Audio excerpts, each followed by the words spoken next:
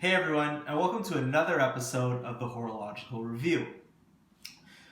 Today I'm wearing a pretty cool Seiko, I guess you would call it a semi-vintage piece. I mean, vintage means a lot of different things to a lot of different people, but this piece is over 25 years old, so I think it's safe to call it vintage. It has a really cool sub-seconds dial. I don't know if you guys can see from the video here, but yeah, pretty cool. Not an expensive watch, just something that's fun to wear and that's a bit vintage. So before we begin, I'd like to just thank everyone who subscribes, comments, and likes on my videos. I mean, it really means a lot to me and it motivates me to keep creating more content for you guys. So with the intro out of the way, let's get to the topic at hand. And it's a hot one indeed. It's the Patek Philippe 40th Anniversary Editions. You probably already know that Patek released two different watches, 5711 in platinum, and this monstrosity in white gold. I mean, come on, the thing's 50 millimeters. I know Patek's catchphrase is, you never really own a Patek, you just merely hold on to it for the next generation. But it really seems that Patek is catering more to, Patek owners' sons than actually Patek Philippe. Now, I mean, I understand that even though most of us are watch geeks, the vast majority of us really aren't in a position to be buying a Patek Philippe. And, in fact, most of your average Patek owners aren't even going to be looking at these pieces because these pieces come in at about 100 grand. They're friggin' expensive.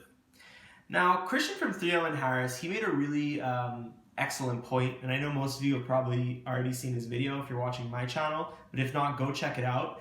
And basically, he thought for about 2 seconds about how to improve the 40th Anniversary Edition. And he thought of a better idea than what Patek thought of.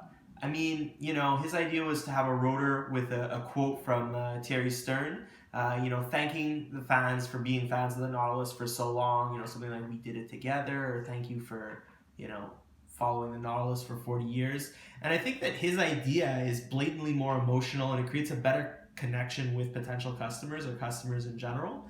And I mean, he thought of it in 2 seconds. Why couldn't Patek do that?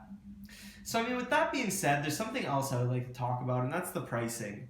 I mean, look at the watch industry. It's in decline. The Chinese have pulled out, and, the industry's hurting really bad. So, what does Patek do?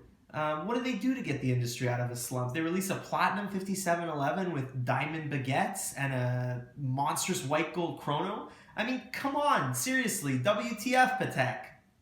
How is this supposed to get collectors excited about pieces and get people buying watches again? Now is the time for big ideas, and when Patek shows up with this, it's completely unimpressive. I mean, if there was ever a time to lower prices and entice people to buy watches, it would be right now. And I know that a lot of collectors don't really like that idea necessarily because, if you lower the price, you lower the barrier to entry, and therefore, you lower the prestige of your brand. But I mean, now might be the time to think about it. So what did you guys think of the new Patek? Did you like it? Comment below. Thanks for watching.